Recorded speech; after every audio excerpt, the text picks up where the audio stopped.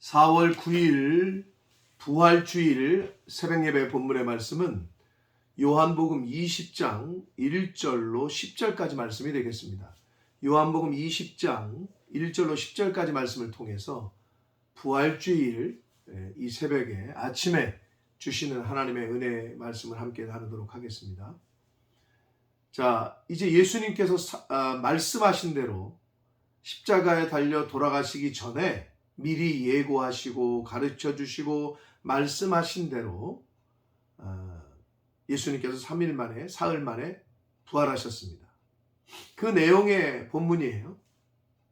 그래서 예수님께서는 자신이 메시아 되심을 부활하심으로 증명하셨고 또 그 예수를 믿고 따르는 사람들에게도 부활에 대한 소망을 이제 허락을 하셨습니다.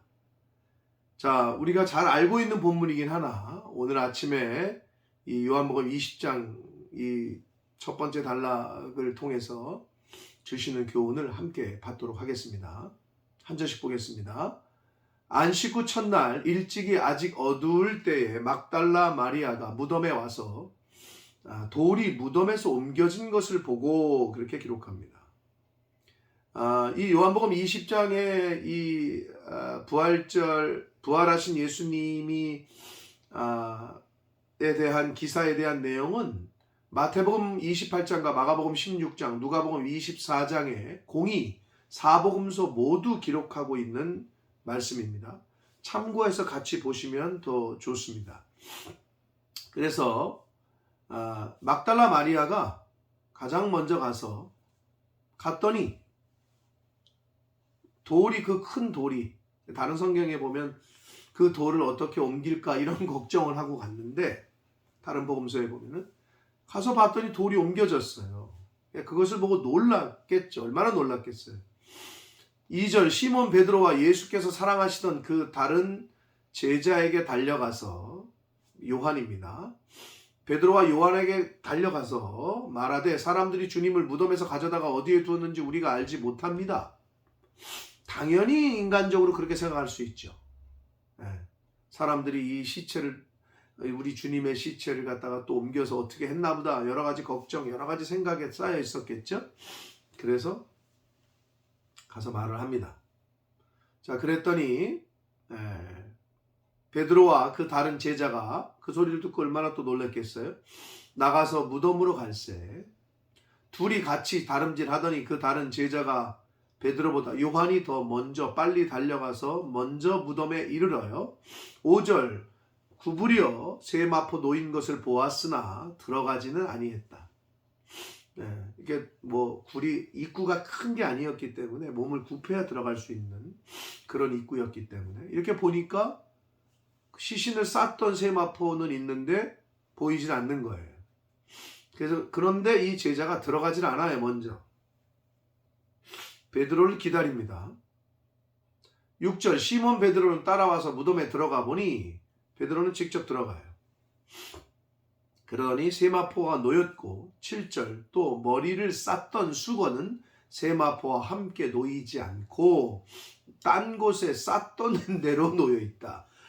한마디로 이렇게 잘 개어져 있다는 거죠.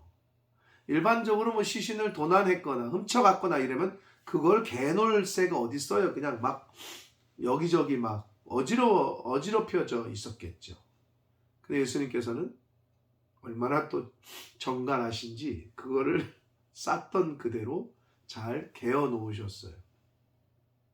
8절 그때에 무덤에 먼저 갔던 그 다른 제자도 들어가 보고 믿더라.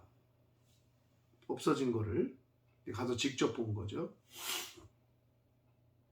10절 봅니다. 9절 봅니다. 그들은 성경에 그가 죽은 자 가운데서 다시 살아나야 하리라 하신 말씀을 아직 알지 못했다. 여러분 계속 예고하셨어요. 사실은 예수 그리스도의 십자가의 순환도 예고하셨고 그리고 부활도 예고하셨어요. 그런데 잘 흘려들었고 또 모르기도 했고 가슴에 담아두질 않았던 거죠.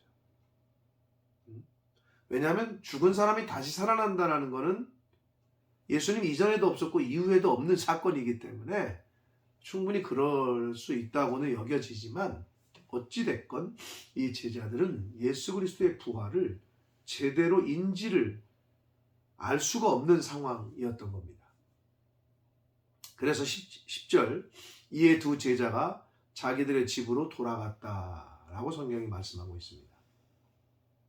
근데 제가 서두에 다른 복음서들을 같이 비교해서 보시면 좋다고 했는데 마태복음 28장에 보면 이 똑같은 부활 기사를 요 장면에 대한 그 내용이 마태의 시각으로 쓴 그 마태복음 28장에 보면 천사가 나타나서 그리고 예수님께서 갈릴리로 가라고 이렇게 얘기를 하셔요. 갈릴리로 가라고. 제자들에게 가서 갈릴리로 가라고 얘기하라고 그 무덤에 찾아왔던 여자들에게. 근데 지금 제자들이 어디로 갔어요? 전하지 않은 건지 아니면 전했는데도 예수님의 말씀을 그냥 비몽사몽보다는 너무 경황이 없어서 몰랐던지 어디로 갔어요? 집으로 갔다라고 사도 요한은 분명히 말하고 있습니다. 사랑하는 성도 여러분, 예수 그리스도께서 부활하신 사건에 대한 기록입니다. 빈 무덤, 예수님의 시신, 현재까지도 예수님의 무덤은 발견되지 어딘지 정확히 모릅니다. 하나님의 섭리라고 여겨집니다. 여러 이유에서. 자, 그러나 오늘 이 단락에서 우리가 이 부활의 아침에 여러 가지 각도에서 시각에서 우리가 교훈받을 수 있는 건 끝까지 함께했던 건 여자들이었다. 예수님의 제자들이 아니라 끝까지 함께했던 건 마지막 십자가의 고통을 당하실 때도 죽으실 때도 그 자리를 지켰던 것도 여자들이었고 예수님의 시신을 어떻게 하면 잘 하려고 갔던 사람들도 여자들이었고